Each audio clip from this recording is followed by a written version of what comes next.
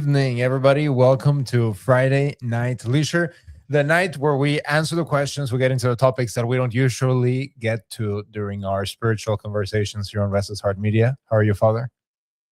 Doing well, Alberto. How are you? Doing great. I'm curious. Mark says the intro doesn't really work. Okay.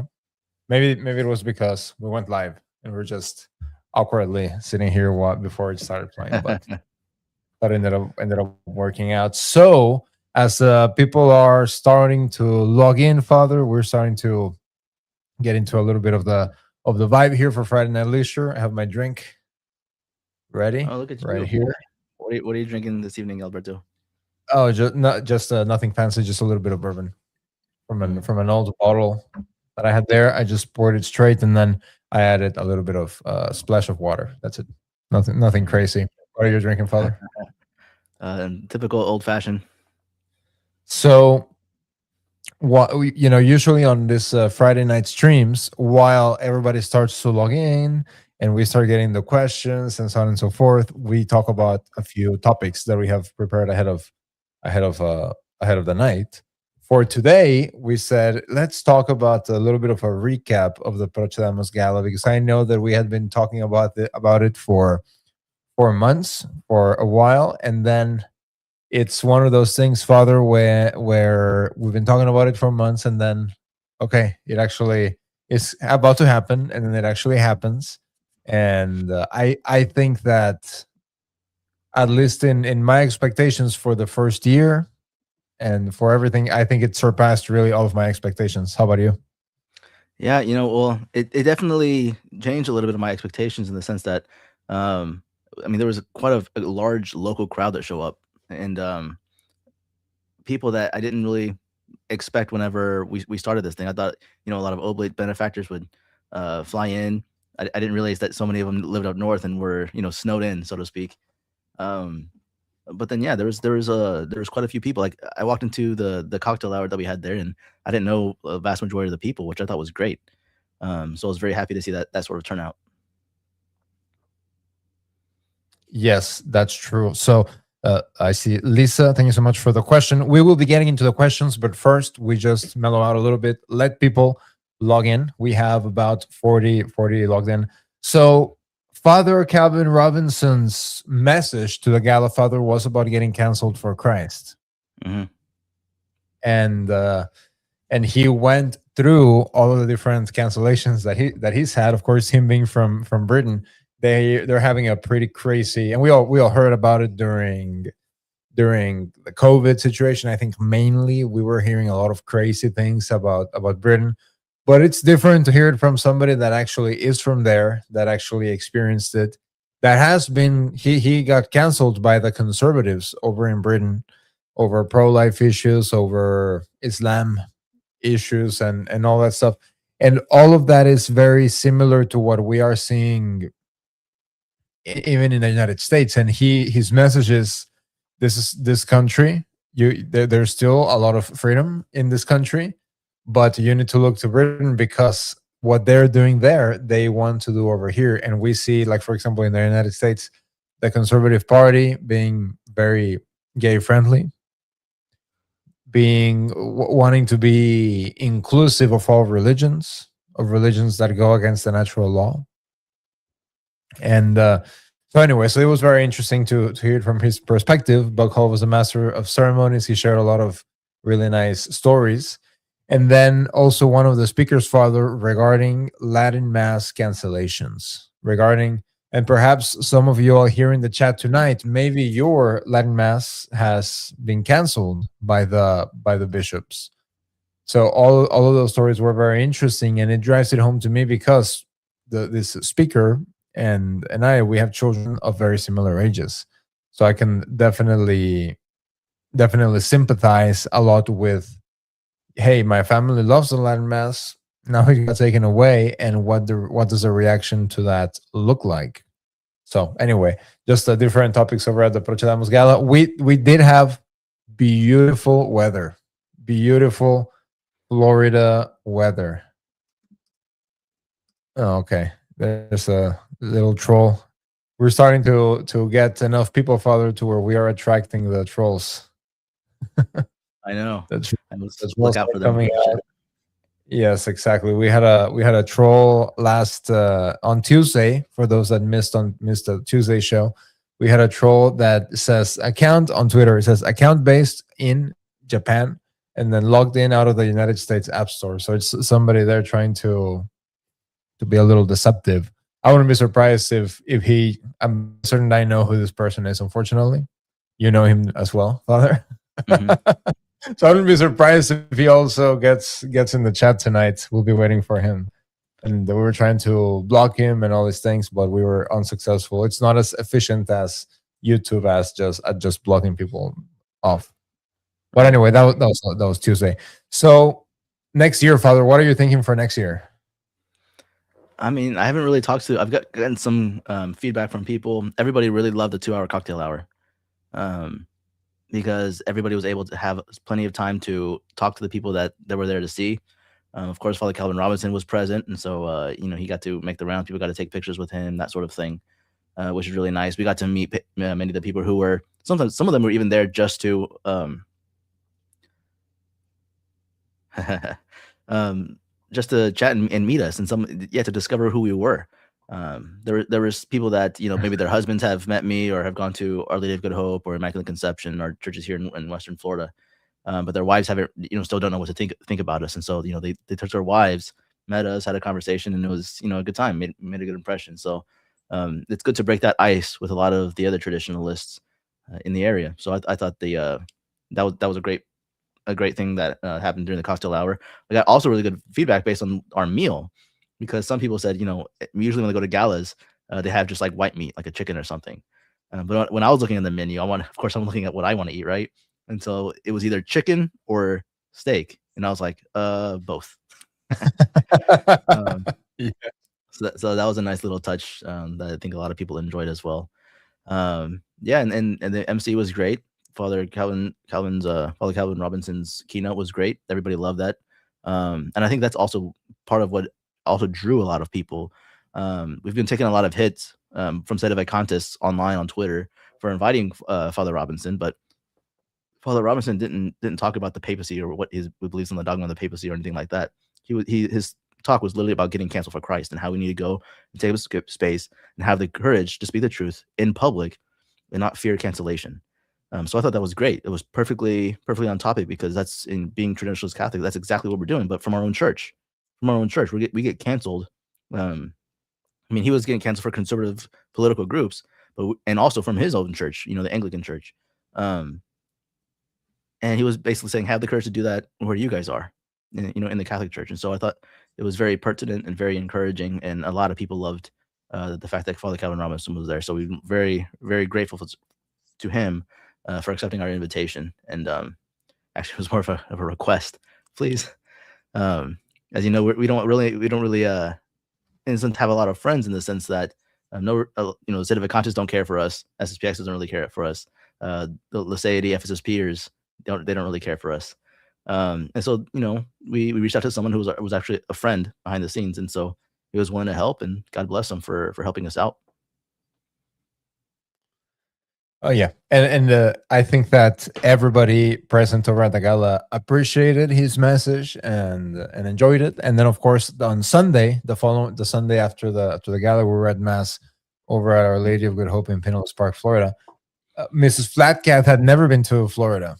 She had never been to Wow. Florida, and yes, and I think that because of the time of the year, it was there was a lot of people, a lot of tourists on Clearwater. There's a lot of people going into like the what is it called, Father? Because it's so you cross the bridge into the Pinellas Peninsula, and then you still cross another bridge to get into, I think they call it the Key or something like that, and then there's another bridge that you have to cross to get into the Sheraton Sand Key. They call it Sand Key, right? Sand Key is this tiny little piece of land where the resort is at, which is very, very nice.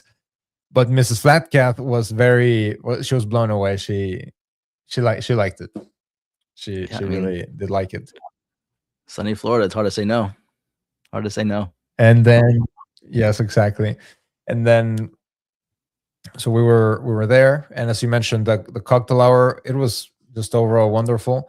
And yes, and I think Adrian, our friend Adrian, he looks at the plate and then he goes like, "Yes, of course, Father Martin doesn't like vegetables." So they, as Father Martin mentioned, so I didn't know what I feel like I knew, but I had forgotten exactly what was for dinner, Father, and they bring the plates, and it's a piece of steak and a piece of chicken, and then some mashed potatoes and carrots. So that was like a Father Martin dinner, Of definitely. course. Oh yeah. So we're still getting people. People are logging in. People are logging in. We're just waiting a few more minutes before we start getting into the questions. Let's see, making sure that I don't miss any. I see you, Gavin. Good evening. And yes, how's the gala last weekend? Yes, exactly. That's what we're talking about. Amy, I was not really that late. I was like a couple of minutes late. I was. Here's what happened. I told Father Martin I'm perfectly on time. I was here. Then I started. You get into the computer, and I started doing things like for work and sending messages out, and then I realized, oh, like 10 minutes just went out. Oh, it's what 7:03 here. Okay, I need to log in. So technically, I was not late, but I just lost track of time while I was working on my computer. But yeah, but honestly, I don't even get a pass for this one, Amy, because Mrs. Flatcalf does a really really good job of taking care of them. We went to mass on Sunday at Our Lady of Good Hope, and then my sister lives in Orlando, so then we went over to Orlando, and we're staying with my sister and her husband. And we wanted to make it out to a mass there, but you're on the road, you're with little ones, you have nursing mother and a 4-month-old baby and all that stuff. You have to really really plan your time frames with a lot of time. So I think from where we were at, the mass that I was trying to go was at the SSPX Priory in Sanford, Florida, but it was like 40 minutes, no, maybe like 40, 50 minutes north of where we were. And I just didn't time it correctly. So we didn't get there. And eventually my 6-year-old daughter goes like, "Oh, hey, we haven't been to mass. When are we going to mass?" And I said, "Okay, that's a good point." So then we ended up just doing another drive when we were driving back and actually stopping for mass. So I don't know. Mrs. Flatka does a really good job taking care of them. She's wonderful. Let's see. We're getting people. People are a little slow to be logging in tonight, Father. I feel like at some points we're gonna get bummed. And there's a lot of drama going on with Sedevacantis and avoiding Babylon. They're like in a little. Yes. They've been going at each other. Sede Picante. I don't think he's in the chat tonight. I don't know how often he's in. I feel like if he was in the chat, we would know it. Sede Picante, who is that they're apparently, Father. There's a Sede Inc. Is there? So yeah. So the smaller accounts are calling like Novus Order Watch and then a few others Sede Inc. Because they are conflicted about the. I mean, I think they make a good point here that Sede Inc. treats Novus Ordites or semi-trats nicer than they treat other Sedevacantes that they don't like.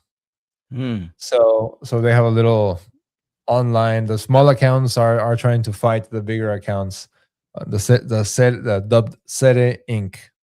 accounts, and. Still talking about the Procedamu's Gala, I posted earlier. I was listening to Avoiding Babylon, and Anthony says, "Well, we just have to live the Catholic faith, and then that's it. There's nothing that we can do." And I posted, "Well, what I saw, Father, on Saturday was people writing checks to the Old Roman Catholic See of Caer-Glow and the Oblates of St. Augustine."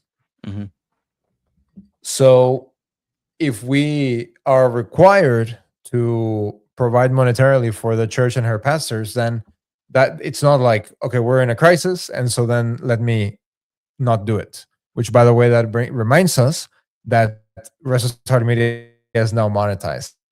So you can support the Oblates of St. Augustine, Restless Heart Media, via Super Chat, making it really easier than ever. So you're just here, you're sitting in the chat, you can post Super Chats now on Restless Heart Media. That is on any live stream, which is usually our Tuesday live streams and Friday night leisure. I would also say that super chats, especially because YouTube gets a cut of it, obviously. If YouTube gets a sees that you're getting super chats, it actually promotes your videos too. So it'll help the channel grow as well, getting super chats, because YouTube would want more people to see it, because obviously if there's super chats, that means good content.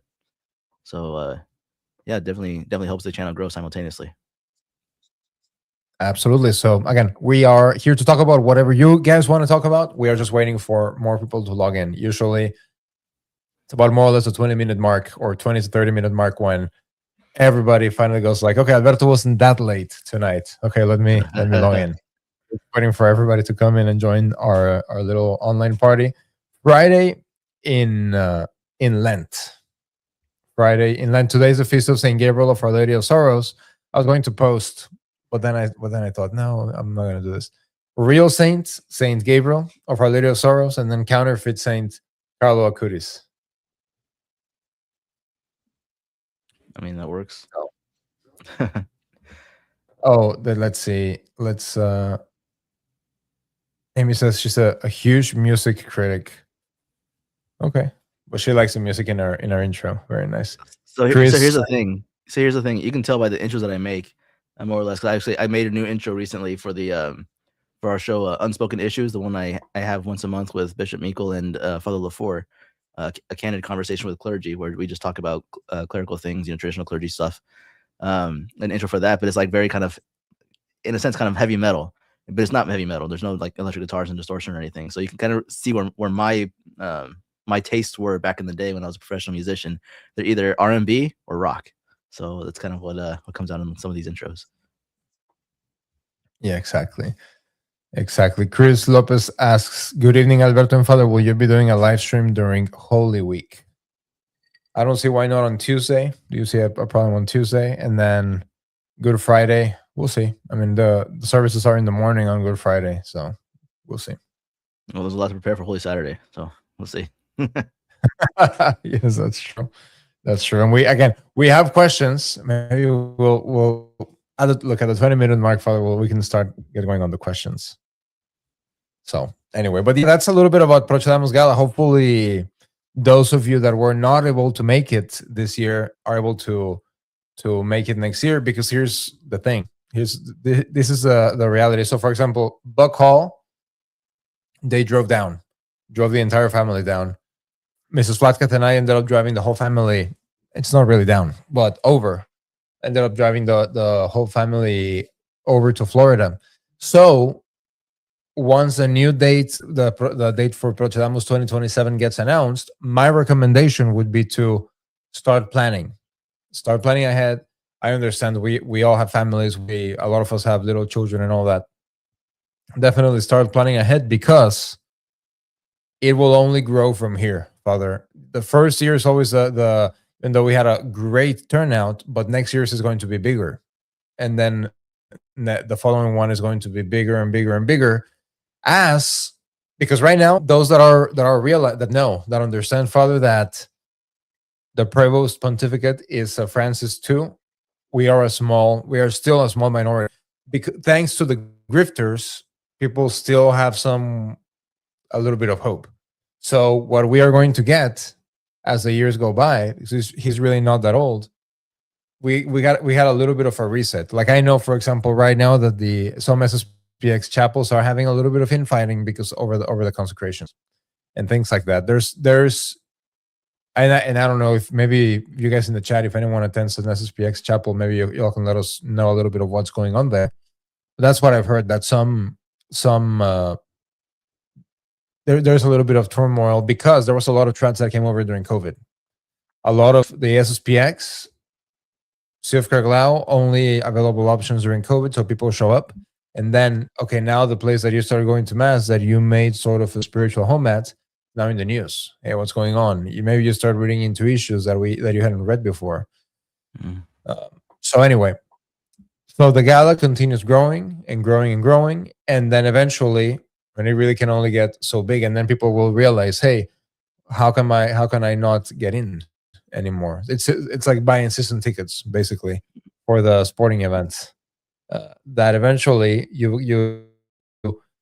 the team starts out, if it's a first year, you buy your season tickets, and then the team starts doing very well, and then you can't get them anymore. So that's what I would recommend. Start planning around for next year. Around Florida, there are a lot of sites. There's a lot of things for the family to do, that you can go visit, that you can do little pilgrimages to. There's really a lot, because it's one of the first places where the faith started to arrive in what is now the United States. So there's a lot of things that can be edifying for children to go visit. And you get the added benefit that you can be still next year, one of the early supporters of the PROCEDAMUS Gala. That's what I would say. It's of course difficult. The drive is difficult. Takes forever getting out of Florida. Takes forever. But definitely worth it. And we are already looking forward to next year. So, all right. So Liza asked, Father, good evening, Father. What do you think about what's going on with the SSPX and the church? I think it's actually, in the long run, it's good, because it forces Catholics to have to choose whether they want the faith and obviously the sacraments, or the sacraments devoid of the faith. Obviously, if we have the faith to say, our Lord gave the keys to the kingdom of heaven to Peter, and upon this rock the gates of hell shall never prevail. Faith precedes acknowledging the authority that comes from God. So faith is required. A certain faith is required to believe in the authority of the keys. Now, those with the authority right now are changing, or at least in a very practical way, the faith, up to the point of even changing the way the keys, so to speak, are used, with a synod on synodality, with a completely and totally restructuring of the authoritative nature of the church. Pretty soon, that phrase is going to mean something completely different than what we've always understood it to mean. So you have to have faith in the authority, but then that authority is changing the faith. And so this is the huge conundrum, the crisis, and why we call it a crisis, is because when you profess to be in communion with heretics, people that are manifestly heretics, obvious heretics, I mean, ultimately you're saying you are a heretic, because you're saying by receiving communion, by being in communion with them, that you believe what they believe, you share the same faith. That's what being in communion means. And so, of course, with the R&R position, being disobedient to those who you believe have authority, or being sedevacantist, none of the positions are completely and totally flawless, so to speak. And that's why it's a crisis. If there is one completely and totally flawless position, it wouldn't be a crisis. That we should all be that. But even the sedevacantists, between those who believe in the thesis of Cassiciacum versus the totalists, not even they agree of how we get a new pope. So it's all a massive mess. But nevertheless, I mean, many sedevacantists have even, not sedevacantists, SSPXers have even written books trying to prove that they are in communion. They are in communion. But now you can only be in communion with those who share the same faith. And so it's forcing them to have that. Before, they were saying that they're in communion with those who have a completely different faith than them. But now it's saying, no, what's essential is the faith. And the SSPX have always held this position, that the issues were not merely liturgical, but doctrinal, meaning that there's an issue regarding the faith. But again, we have to go back to the original definition of communion, meaning that you hold the same faith as those who you profess to be in communion with. Because right now, like according to Cardinal Burke or whatever, it doesn't mean that. Cardinal Burke talks about people in the high levels in the church being apostates, manifest apostates, but yet he professes to be in communion with those manifest apostates. How can you be in communion with apostates and both be members of the church? So these things don't make sense. So I think it's a good thing for the church, and really it's a process of healing in the sense that sometimes, like when you have an open wound, you have to put some rubbing alcohol on it. It's going to burn, but nevertheless, it's healing. It's going to help clean the wound and all that sort of stuff. Getting trads to realize that we have to have the same faith and acknowledging others that have the same faith as us, I think is going to be very healing for the church, because the church will not be able to get rid of us and will have to deal with us eventually. So yeah. There we go. Mark Becker says, I am regretting not going. There's always next year. So we'll hope to see you over next year, Mark. Caritas Veritatis says, it was great meeting you in person at the gala. Yes, likewise. It really was a great time. Let's see. Amy says, I have no mass. It hurts real bad. Yep, that's right. Let's see. The Lost Creole says, well, by the way, welcome back to the chat. He says, my rule is to not drink alone, but the Friday night leisure is the exception. Where, well, we are Absolutely. just, I suppose, it's live, and so we are connected. So maybe it doesn't count as drinking alone, but it's fine. Caritas Veritatis says, don't address the trolls on the study streams. Lure them here. Yes, that's true. But then they don't show up here because they and I guess I'm starting to understand a little bit, Father, whenever people hate on like Anon accounts, which I don't hate on Anon accounts, the only problem consists in people get into these Anon accounts and then they start insulting and saying all sorts of things. So the real problem is not you having an anonymous account and then engaging in discourse or whatever if you want to. I think that's fine. The problem is really only whenever you start using them to insult other people. And at the end of the day, what they want is to damage. They want to damage your father. They want to damage your reputation, but behind the fake name. That is really the only problem that I see with anonymous accounts. Look, if you have an anonymous account, so several of you guys here in the chat, and you're asking serious questions, you're engaging in, even if you're disagreeing in serious discourse, no problem.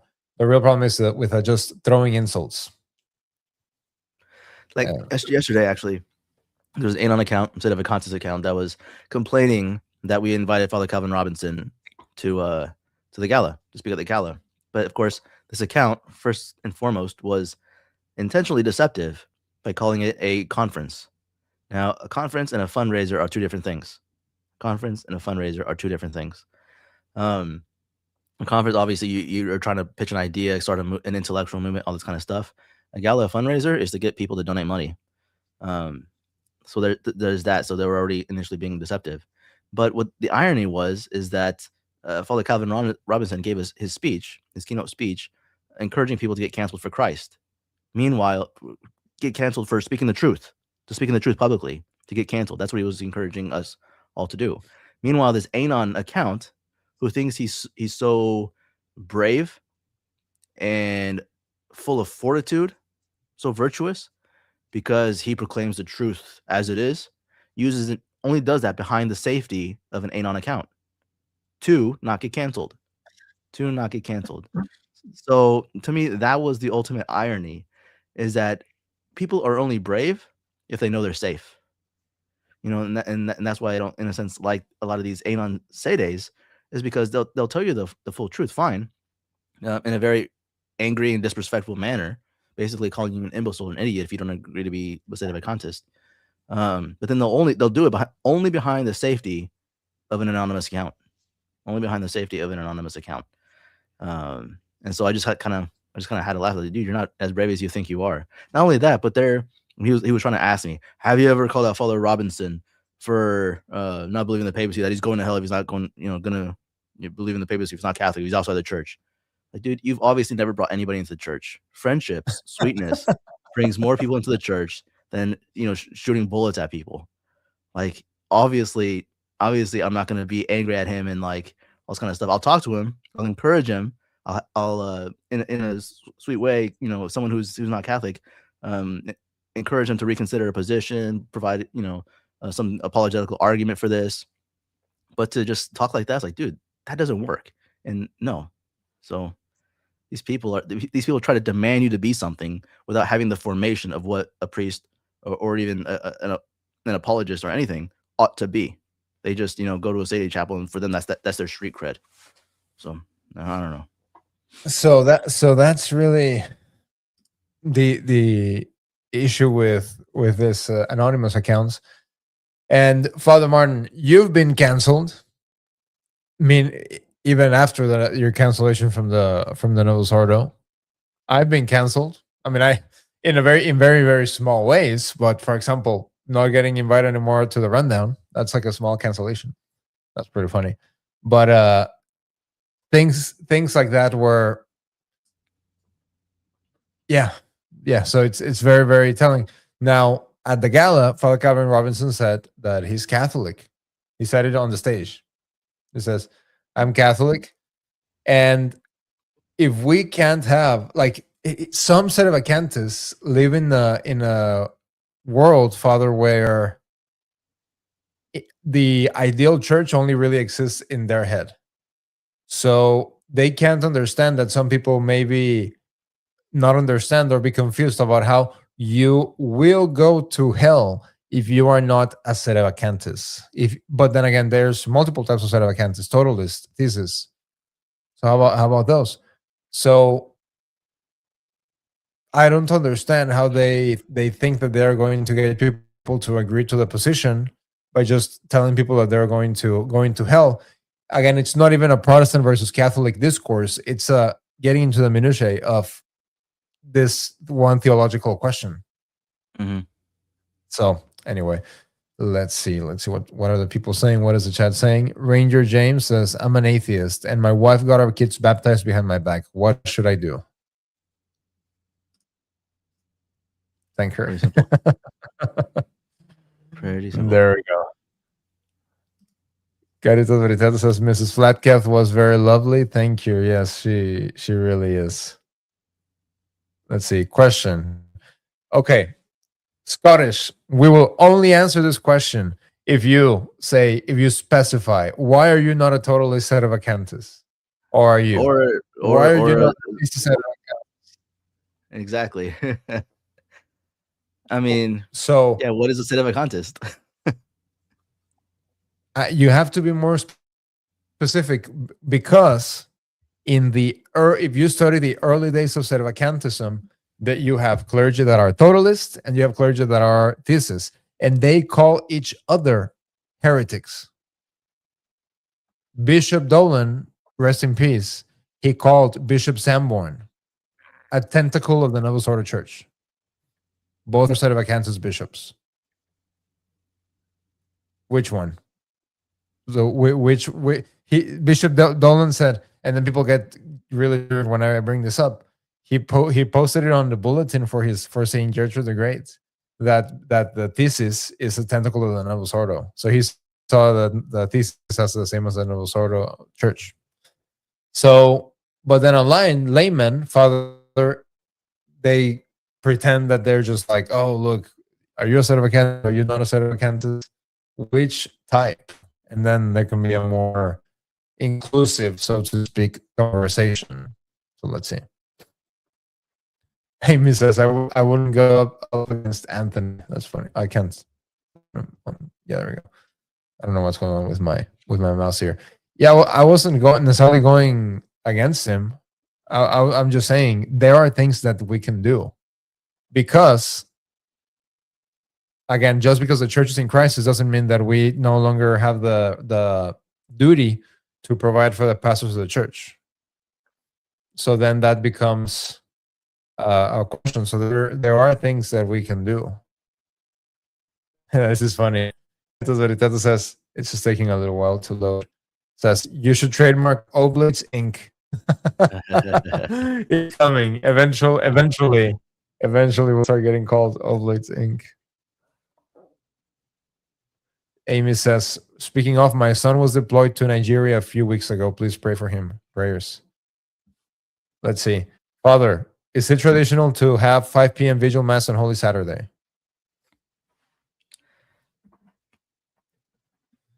That's a good question. I don't know what the practice was in the early centuries. However, if you study the liturgy pre 1955, when a lot of changes occurred, typically the fasting ended at noon at Holy Saturday because mass was typically earlier in the morning, like 9-10 o'clock in the morning.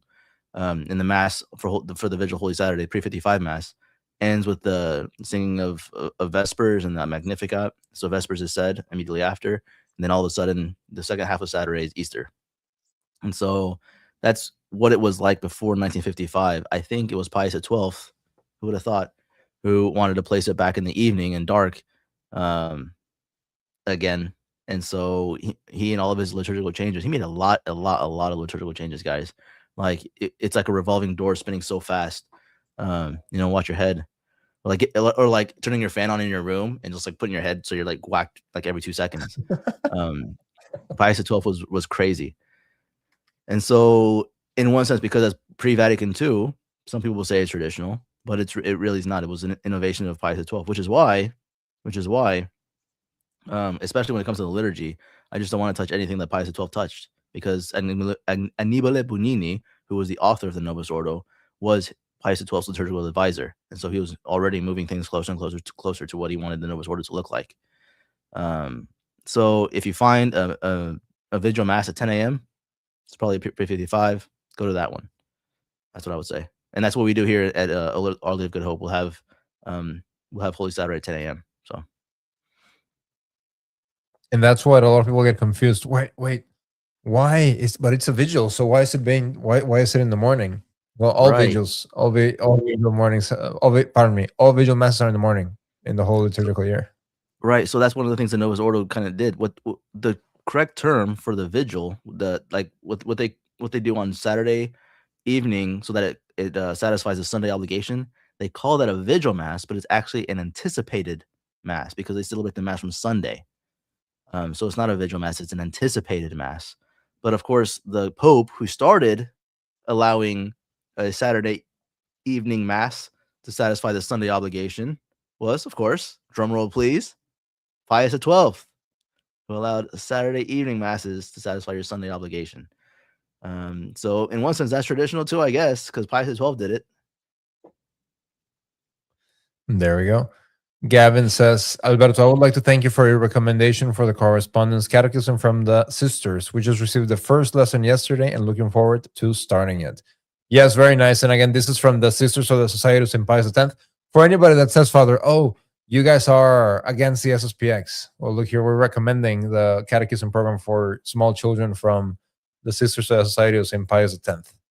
So we are for whatever promotes living a Catholic life, catechizing children, and so I know that my daughter always gets, because so the way that this works is that it's a worksheet to do at home. It's just coloring mainly for the little ones, and then a worksheet that is like the homework that gets mailed out to the sisters. So I always tell my daughter, okay, this one is going out to the sisters, so you need to be very careful with this. And so she tries to do a little bit of a better job with when it actually goes out than with a workbook worksheet that we keep. Walter says, good evening. Please pray for Roger Cardinal Mahoney. Today is his birthday. Mark says, see, Amy, we can't get in next year. Yes, we can. You will be able to. But now, here's the thing, Father. Here's the deal. Now, for next year, we already have year one attendees, meaning that whenever the tickets go out to those that may not be renewing, it may be a little bit more of a challenge to get the tickets. So, but or maybe, again, or maybe Father, people can't say, to pre-sell them, and so you have to get them pre-sold rather than just 2 weeks before. Exactly. And so this is what people can't say that we didn't tell them, Father. We warned, and then there are implications for year two. But anyway, that information will be coming out later for PROCEDAMUS year two. We're still it's like we're in the honeymoon phase, Father, for PROCEDAMUS 1. I'm still in de-stress mode. Exactly. Let's assess. So we stay close to the teachings of Christ no matter what. Yes, absolutely. Let's see. Mark is making a prediction. I don't think the Pope can excommunicate the SSPX. He will make a compromise. We'll see. It's a good point. And then Amy says, Father, my question. A CMRI priest said I need to redo my general confession from 2020 from a Novus Ordo priest. And I don't want to drudge all that again. It was hard enough to do it once. What do you think, Father? So if it's a general confession, it's typically something that things that you've already confessed, rather than it being, I guess, your first confession in 30 years or something like that. So there's a difference between your first time confessing in 30 years and having to remember things from 30 years worth of sins or whatever, versus a general confession, which is typically things that you've already confessed.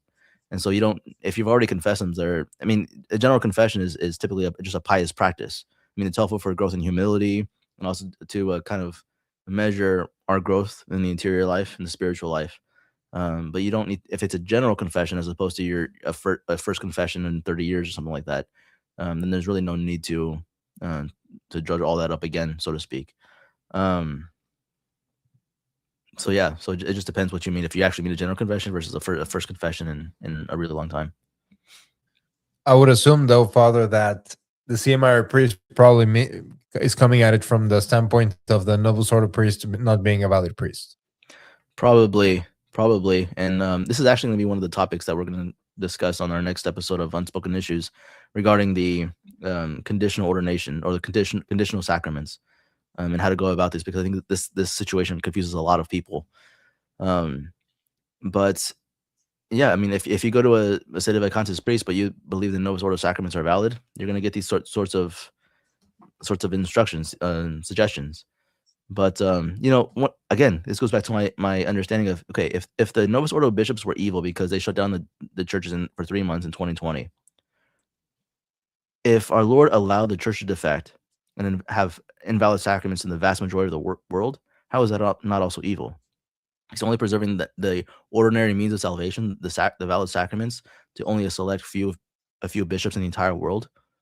It just seems unrealistic. If our Lord really wants us to believe in the sacraments that grow in holiness and to receive these ordinary means of grace, no way would he have made it just carte blanche, invalid all throughout the world.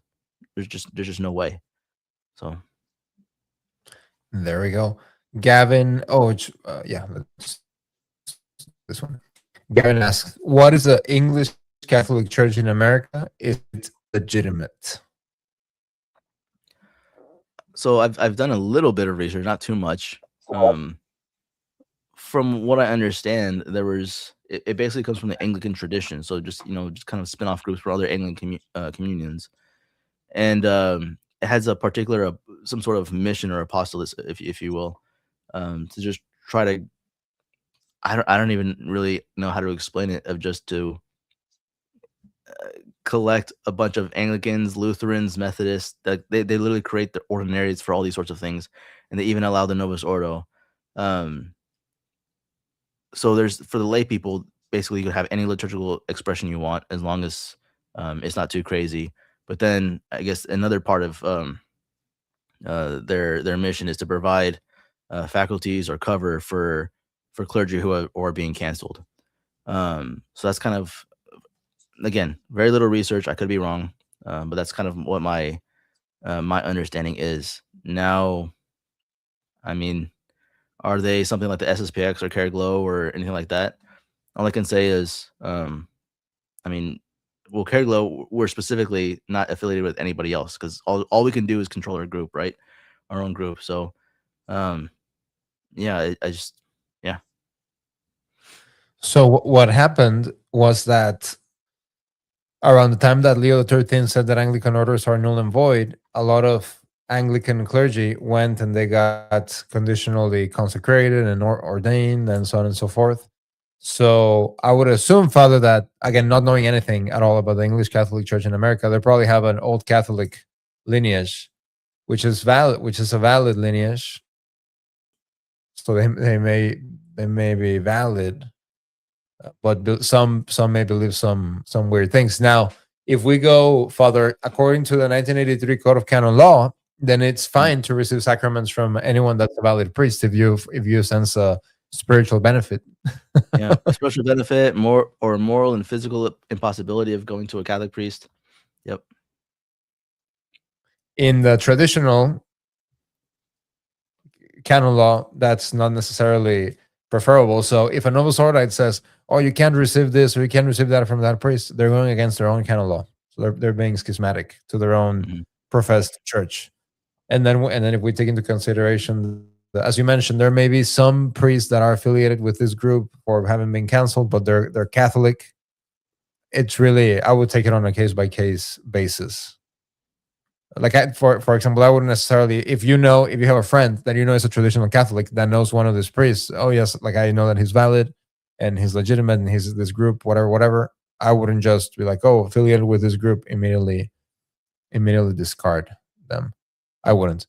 Mark Becker says, I always use my real name, LOL. And again, it's really not even about that. It's just like the idea, Father, that you take a fake name and then you're going to try to ruin someone else's life by attacking them and insulting them. That's really the only place where it's effeminate.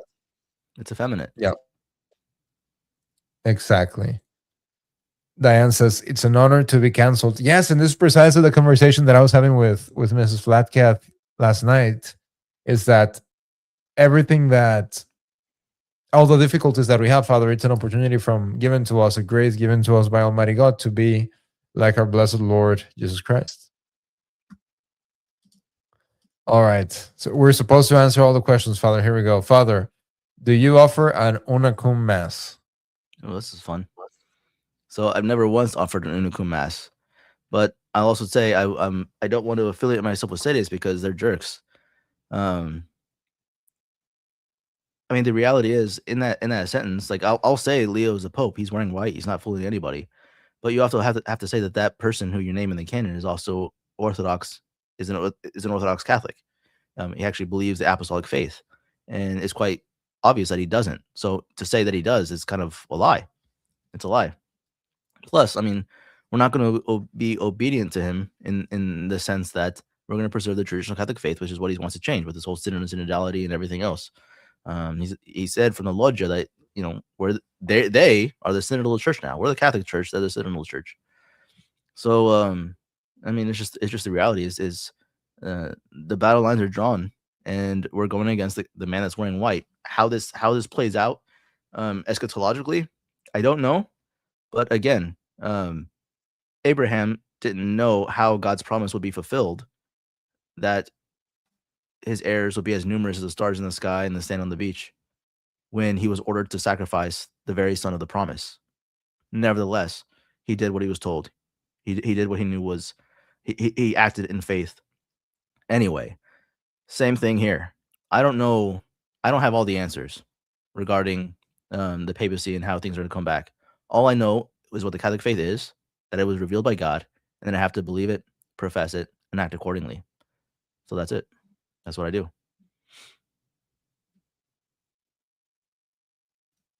You're muted. Alberto, you muted. There we go. Yeah, I just unmuted. APG 8536 says, not having a solution to the crisis doesn't mean the diagnosis isn't accurate. Right. I agree. If this is regarding what we were talking about earlier, but it doesn't mean that we have a solution to the crisis. It just means that.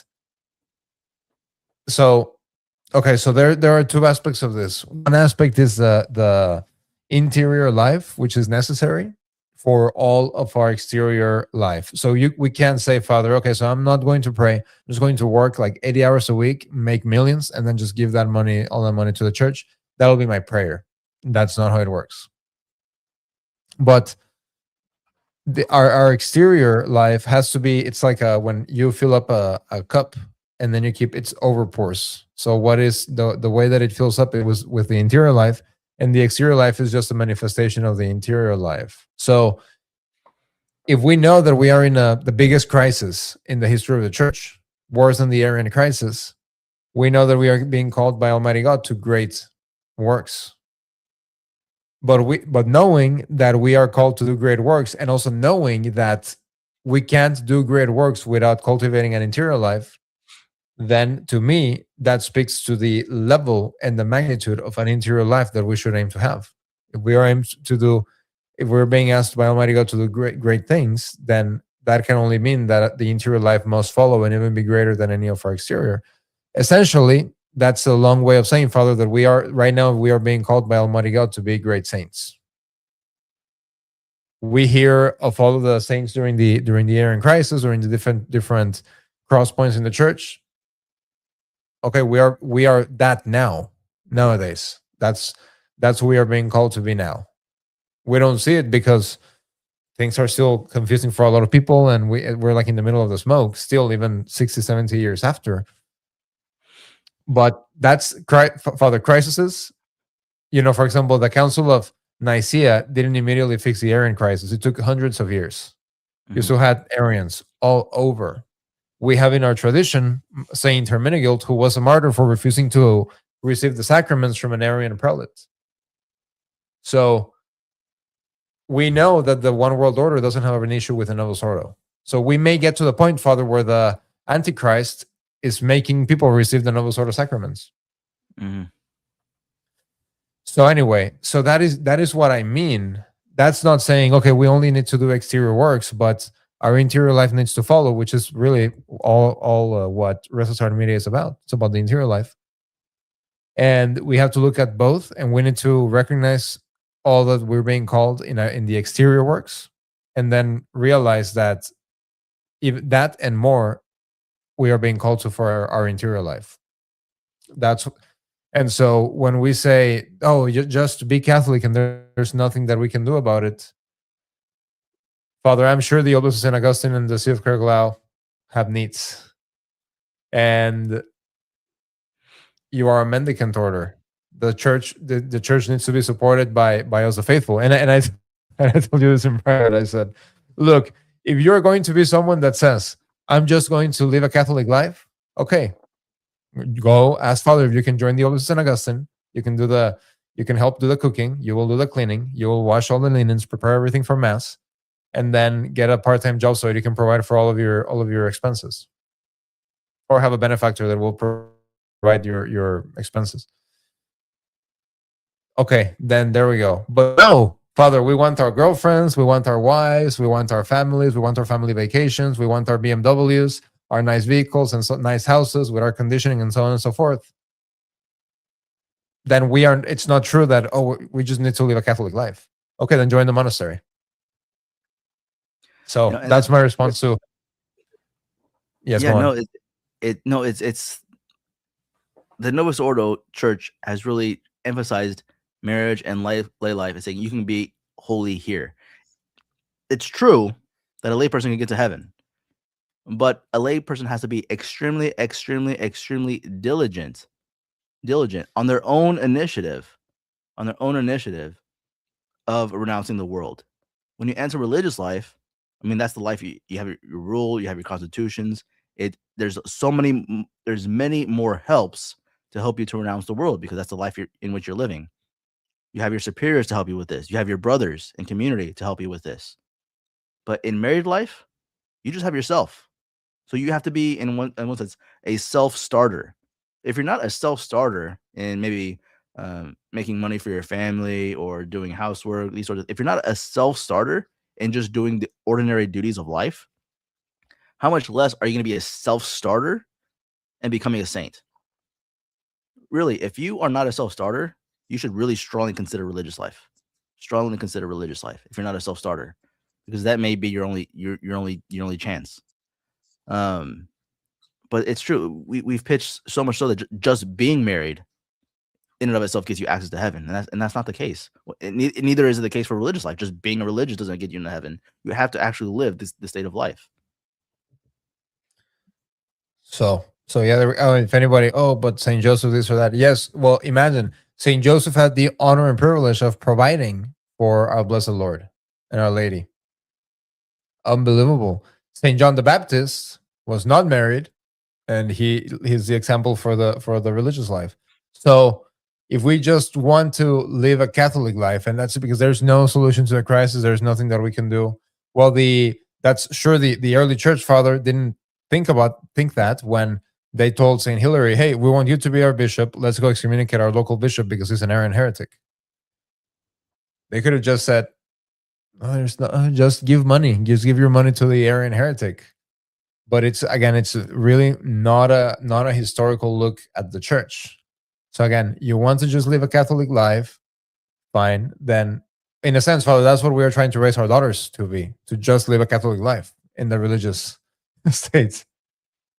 So anyway, Diane says our pre-55 Holy Saturday is 5 p.m. I hear of people of parishes doing that. Sounds like FSSP, to be honest. I mean, I remember FSSP when they had the permission to do pre-55 Holy Week, they did it still in the afternoon. So Justin Wiley, welcome back to the chat. He says, "Hello, do you mind elaborating on the Catholic stance on leisure? I read Joseph Piper, Leisure as a Basis of Culture, also commenting on the great Roman minds concerning otium versus negotium, etc." So before I pass it on to you, Father, so using the concept of a bow, if you draw a bow and then keep it like that, the cord is going to lose its strengths. What do you think about this, Father?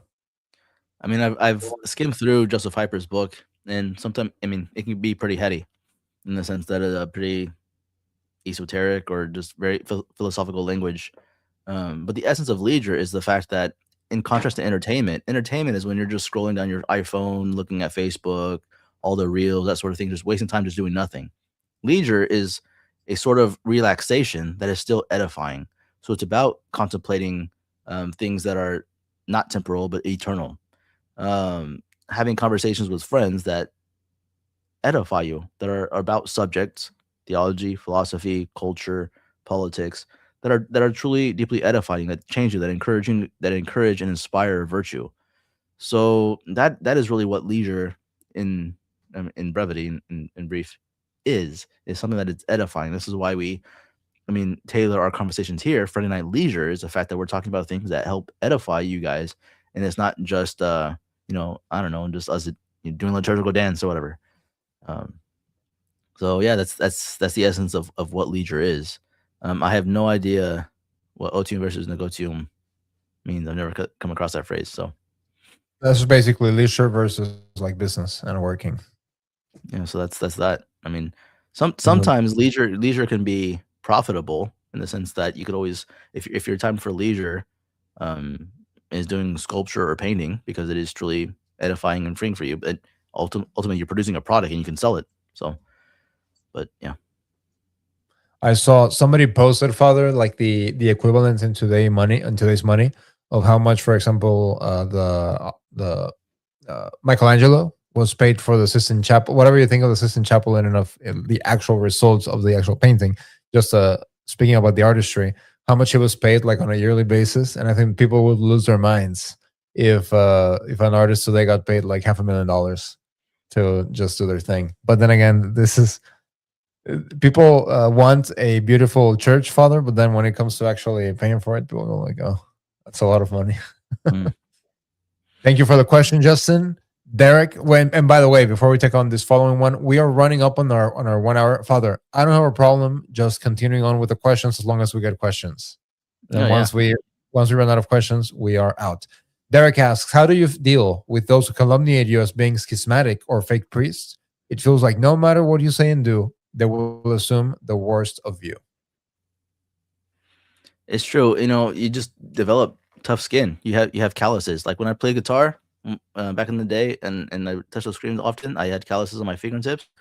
That's essentially what that's become for me. Is I have calluses now for all of these insults and all this kind of stuff, because I know my orders are valid. I have documents to prove it, and my ministry proves it. Like, for instance, how many priests on Twitter that are traditional priests on Twitter actually have a parish? That are actually working to save souls day in, day out, have a daily mass that people attend. Like, for instance, before this episode, I went and did Station of the Cross at my parish, and we had 12 people show up. How many traditional Catholic priests online can you say actually has this? Very few. And so if they want to call me fake, I know my orders are valid and I'm doing ministry. They want to call me schismatic. Schismatic from what? Pachamama? Schismatic from what? Amoris Laetitia? Fiducia, gay blessings? Fiducia supplicans? Okay, if you want to take the route like, no, Fiducia supplicans didn't change anything. Listen, you could always bless two people simultaneously. 2 guys, 2 girls. You could always bless 2 people simultaneously. Father, can we have your blessing? Oh yeah, sure, here. Fiducia supplicans was published to change something, that those 2 people can now hold hands. Simple as. If you want to call me schismatic, yes, I'm schismatic from Fiducia supplicans, and everybody should be too. So it's just people that, it's just you develop a callus, I guess. And it a lot of people that do this, Father, they, like, I know, for example, like our little troll who LARP as strats. They really are only traditionalists for the LARP because it's a small pond, and they think that they can make a big name in a small pond, and so on and so forth. And then they can't deal with people calling them schismatics and in their daily lives, or, oh, why do you go to mass with Father Martin? He's a fake priest, and so on and so forth. And they snap and they can't take it. And so now they hate you because you don't snap. It's just is what it is. And regarding the traditionalist priest, so Father Stephen Lefort, I asked him, Father, are you coming to the Gala? And he said, oh, I wish that I could go, but I can't go because I have to be back. I wouldn't have time to be back in my parish on Sunday. Mhm. Exactly. Archbishop Mikko, oh, okay, I have to go because I have to be with my parishioners on Sunday. So this very much reminds me, father, of, for example, of a father of a family that understands his leadership and his role in the family, and you can't do things that you can usually do if you don't have a parish. So anyway, yeah, there we go. Amy says, if it's God's holy will, Mark and I will be there. There we go. Yes, awesome. That's what we want to hear. See you all next year at the PROCEDAMUS Gala. Let's see. Amy says, it was things I had forgotten from my youth mostly, may or may not have confessed them. Yeah, there we go. As it usually happens. Let's see. So Amy says, I believe the absolution was valid as it had proper form. Now here's the thing, Father, and I'm maybe the mainstream set of Acanthist groups don't do it, but so you get, and also regarding the question that we just talked about, so you get the schismatic and the fake priests comments from Noble Sordites. You also get them from some, not all, some set of Acantists. It's, yeah, I don't think you're out there calling the Father Despositos out there, oh, you're a fake person, this or that. So you're getting fired from all sides.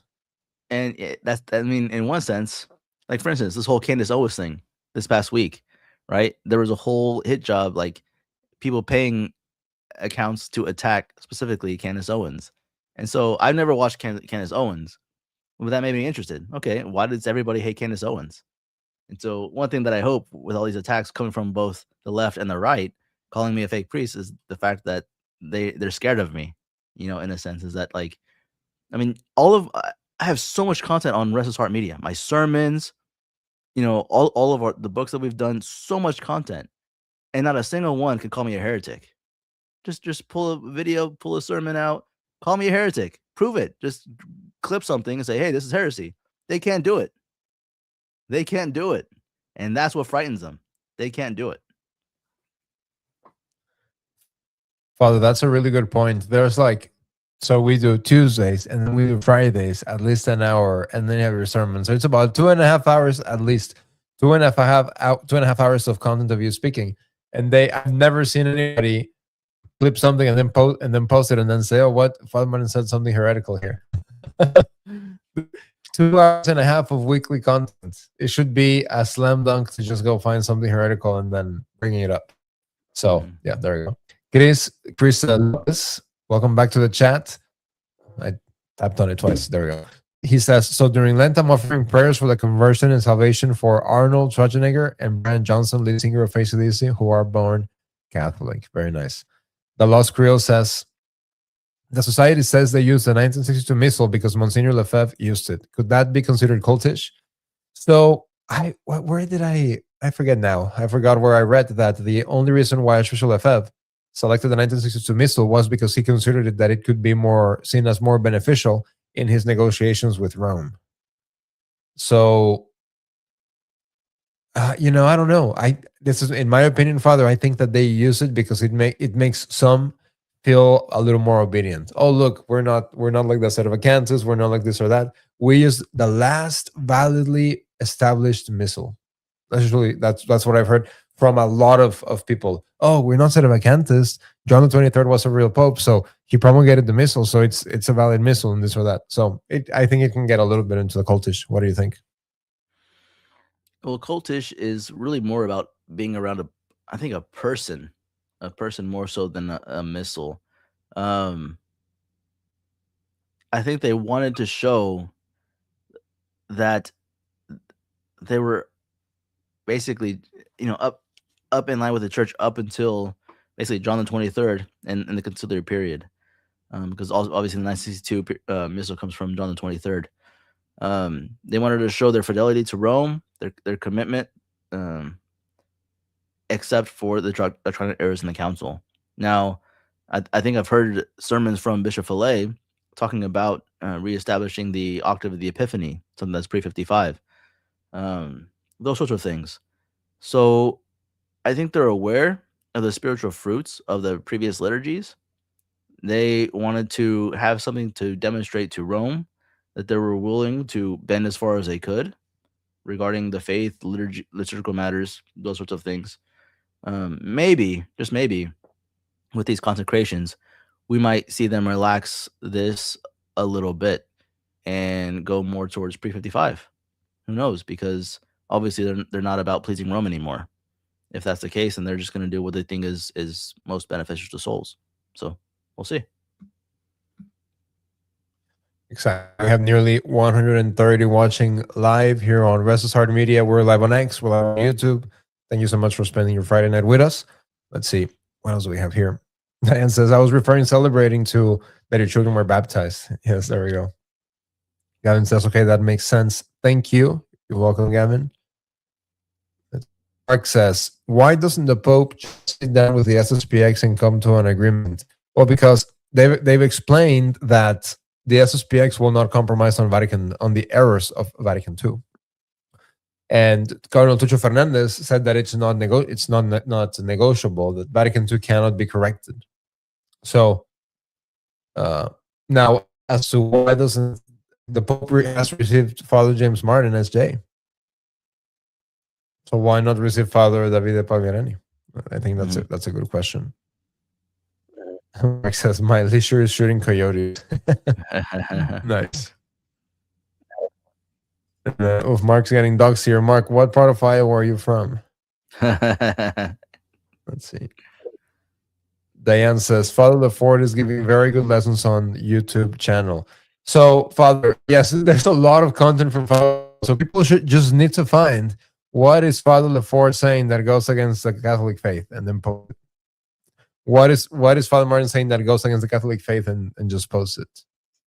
That's his YouTube channel too. If you want to go check it out, Breaking Tread Sermons. Caritas Veritatis says they will not bring you down, Father, because unlike the conservative Novus Ordo priests, Archbishop Mikko has your back. As long as you don't preach anything that goes against the Catholic faith, Father, you are taken care of. I mean, also too, if at the same thing that was said into the Sanhedrin when St. Peter was placed before the Sanhedrin, if this is not of God, then it'll deteriorate. So you have to wonder why these, even from Utrecht, the line from Utrecht has existed for this, or even the Eastern Orthodox, why it's existed for this many of years. If it's actually contrary to our Lord, why doesn't he bring it down? I mean, so Amy says, we come from the rundown, Mark. We have a tough skin. Can't mess with that. The rundown. Mark's Gavin's in Minnesota. Oof, cold. That's all I can think of as a Mexican. It's cold. Let's see. And then Chris Lopez asks, what are some of the books you do recommend the reading during Lent?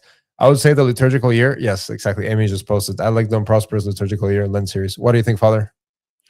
There's sermons from St. Francis de Sales and St. Alphonsus Liguori, or the sermons from St. Francis de Sales and meditations from St. Alphonsus Liguori that you can just find for $15-20 on Amazon. They're also very fruitful as well. There we go. So that's our last question. Father, anything else before we log off? We're back on Tuesday with our series on, oh, look, I have here the liturgical year. I was looking for my St. Therese book. I didn't have it. But this one's already outdated. This is the Septuagesima. See, I had it on the desk, and then we left for Florida, and then we just came back, so I need to update it. Pretty much left right after Ash Wednesday. Gavin says, we enjoy listening to Father Lefort when we are driving. Father Lefort, he'll be happy to hear all of this. Father Lefort, again, just a reminder. Go ahead. Yes. No, I was going to say that Father Lefort is with, people that watch Restless Heart Media know, but Father Lefort is with the See of Caer-Glow. Go ahead, Father. And in 2 weeks, should be about 2 weeks, we'll have our next unspoken issue. So myself, Father Lefort, and Archbishop Mikko will all be together again, talking about some crucial issues. So stay tuned for, in 2 weeks, our episode.